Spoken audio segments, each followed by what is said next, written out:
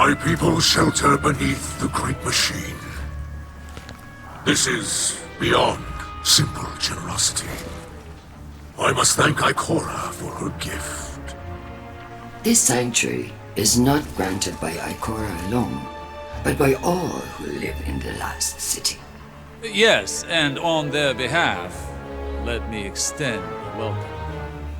I am Osiris, and this is Lakshmi too, future War Court leader and city representative.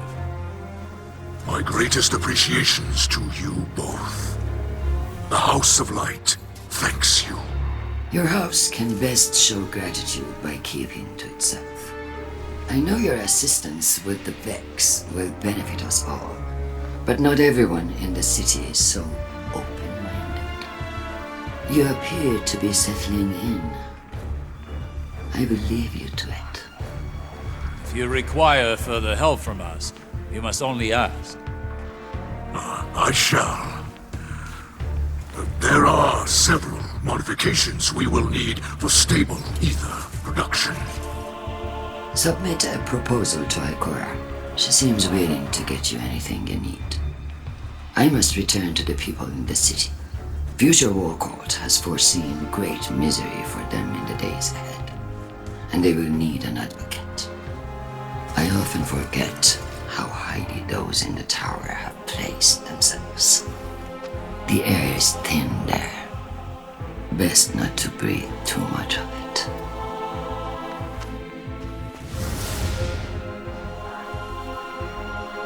You must understand this situation is tense for us all. This encampment perches on the edge of decree and democracy. I hope your stay with us will be uneventful.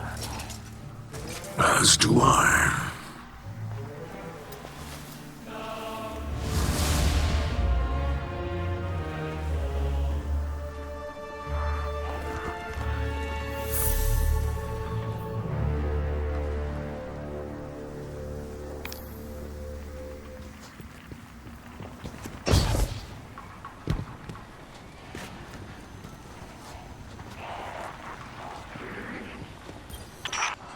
Eliksni houses are more than tribes for sharing work and resources. They also represent living philosophies. In many ways, the House of Light is traditional. We worship the Great Machine, and we embrace ancestral roles like splicers and scribes. But in other ways, we're different. My father Mizrax is Kel of our house, but he does not act as past Kels. He does not take more than his share of ether, and he does not punish by docking limbs. These are radical, but popular ideas in our house. However, Mizrax Kel also believes in peace and cooperation with humanity. This is less popular. Everyone in our house has seen Eliksni killed by guardians. Not just warriors, but innocents and hatchlings. I lived for many years among the Awoken, and understand that humans do good things as well, sometimes. But the others in the House of Light have not been so lucky in their allies as I have. It will take time to earn their trust.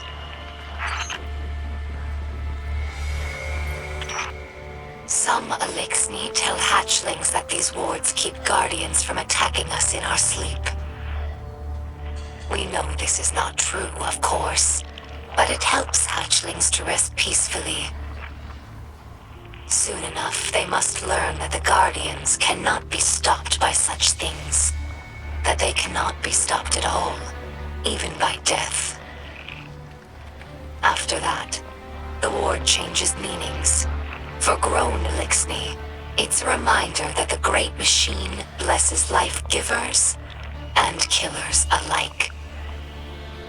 But now that we have seen the Guardians among their own people, taking orders and making awkward small talk, I don't think this tradition will continue in the House of Light. We no longer see Guardians as monsters, just people, frightened and misguided. humans think of ether as food for Eliksni, a form of sustenance.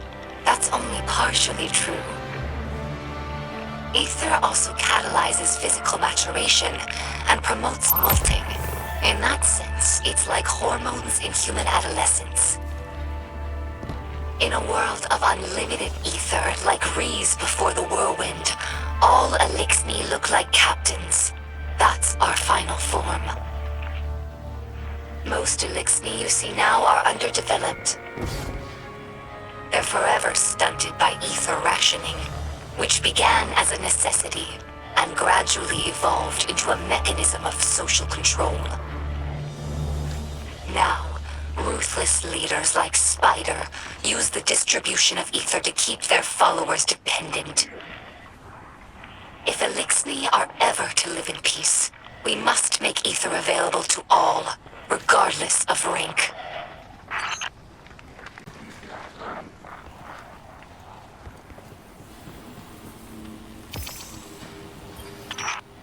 Hello, my name is Ido. My father is Mizrax, Kel of our house. I took my name from his first awoken friend, Seer Ido. As Scribe for the House of Light, it's my job to preserve our house's history, so that hatchlings may one day learn our stories. Mizrax Kel requested that I leave some records for the humans of the last city, so they might learn about Eliksni culture in their own time. As he says, inside a ketch, everyone breathes the same air. Though I have doubts that the humans will care to hear our stories, the snipers who look down on us do not seem like the curious types. But the Great Machine has chosen them, so I must give them the benefit of my faith. Hopefully this effort does not go wasted.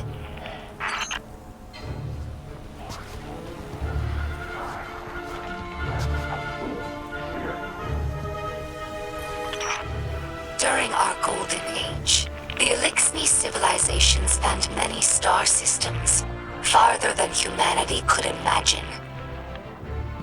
And in all of our exploration, we never found anything more wondrous than the Great Machine. It's one of the few things that all Eliksni houses can agree on. That's why shrines like these are made of many small pieces. Each bit was added by a different house. It's a tradition that lasted generations. Most of those houses are now extinct, and their members are scattered. It's funny. I revered the Great Machine all my life, without ever having seen it. And now that it's right overhead, I still look to this shrine for comfort.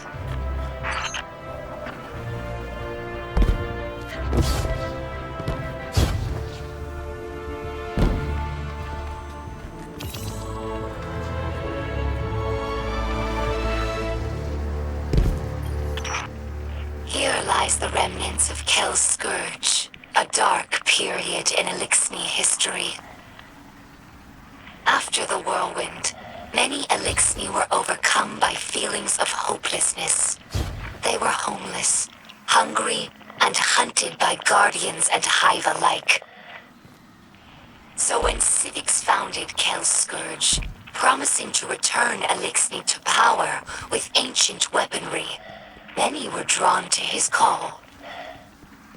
Though the Scourge claimed to fight for Eliksni empowerment, in reality, they represented the final degradation of our culture. A once great interstellar civilization was reduced to an anarchist mob, led by a power-hungry coward. Let ours be a cautionary tale. No matter how enlightened a culture, there are always those who prey on our worst impulses for their own gain.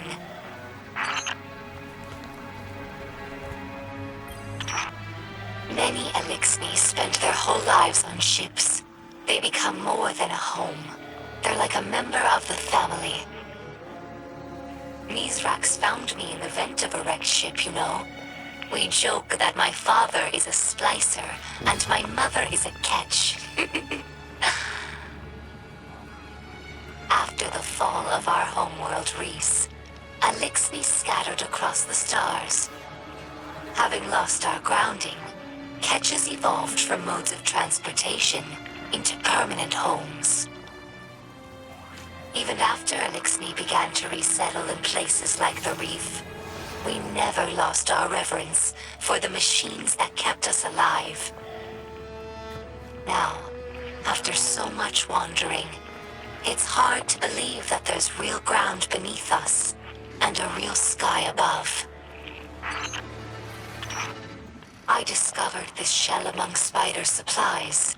Many Eliksni fear guardians, but delight at your ghosts. We think of them as extensions of the great machine's will, deserving of reverence. When we arrived here, we were surprised to discover that many guardians treat their ghosts like equals, or worse, like servants.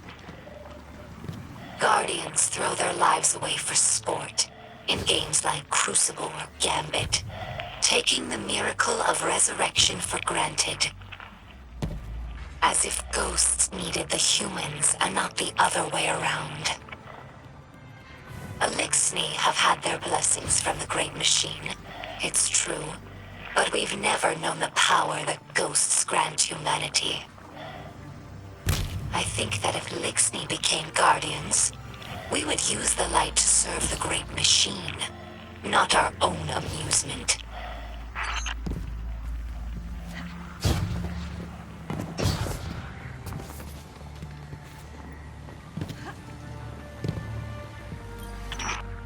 This Shank has been with us for many years.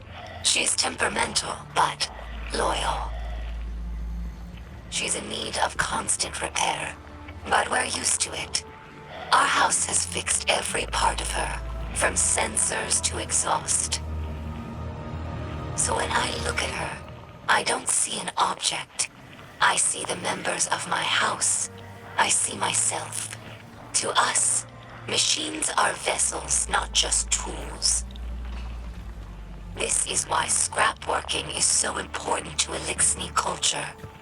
It's a way of sharing our spirit with the world, even when we have nothing. I'm sure that Guardians feel the same way about their tower. It's more than a hollow form, more than the rubble it was built from. The tower is the keeper of the Vanguard spirit, and you would defend it more fiercely than any other building. Is it not so?